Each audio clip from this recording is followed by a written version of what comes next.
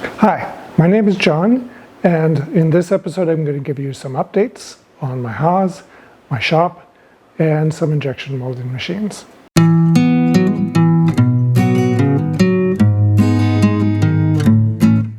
So you may notice that the video looks a little bit different, at least for the intro and the exit, and that's because I got a better camera than I had been using. I had been using some Canon HF R-700 and 800 camcorders. These are fairly basic camcorders. I've now switched to a Canon M50, which is what you're seeing right now. And I took a look at some of the video and it's much better than I had before, so I'm pretty happy. Most of the video though was filmed with the old cameras because I filmed them before I got this camera. One of my goals for this week was to get the Haas cleaned up, plugged in, leveled, and up and running. And as you'll see, things did not go quite as I expected. Unfortunately, I didn't get it running, but I know what the issue is. It's nothing to do with the machine, and hopefully in a week or so I'll have it up and running. Anyway, let's head to the workshop and I'll show you what I'm up to. I want to give a quick update on where I'm at. Since the last time, you can see I have a number of boxes behind me. These are all of the boxes from my previous workshop that were in storage. Now they're here, so I just have to unpack them. And there's something else I'd like to show you right over here. So over here, as you can see, this is my Morgan press. I had some episodes about that in the past. When the movers were here, I had them tip this up so that it would be a lot easier for me to get out of the case. So now all I have to do is basically disassemble the case around it. And then I think I can use an engine hoist that I have to get that up on a table. So I'll be doing that soon. And I have another project that I got fairly recently I'll show you as well. Down here I have another injection molding machine, which is all in different pieces right now. This is the base to the machine, and then the other parts are all around there. Now, one of the really great things about this machine is that it comes apart into all these pieces. So I was able to move the machine into my workshop by myself. And that also means I'll be able to reassemble it by myself. Now this machine is an Auburg. I don't know the model number, I'll have to look, but it's, I believe, a 5-ton machine. The thing that makes it interesting is over there, which is a little hard to see. It's a control box that allows complete automatic control.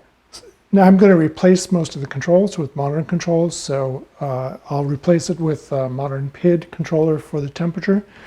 And then I'm probably going to use an Arduino or something like that for the cycling. Or I may use some timers. I'm going to have a look and see what I can do. But the cool thing is that the parts drop straight down through out of here, actually over here. And the molds, just basically come apart with ejector pins and they drop straight down. So this is a project I'm looking forward to getting started on. There's the control box on the left. The clamping mechanism is on the right.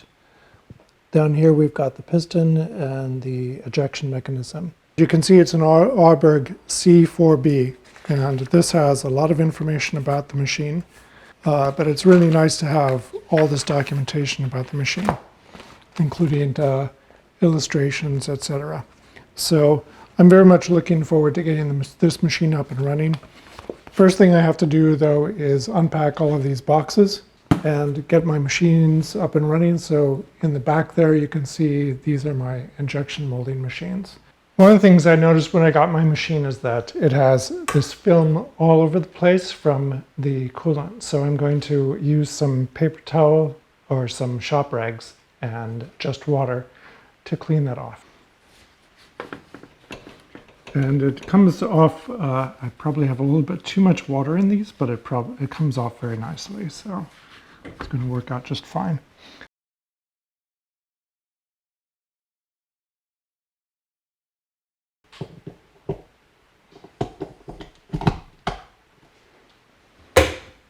Okay, let's see what happens. According to what I've read, first I have to turn that, so that's good. And then power on.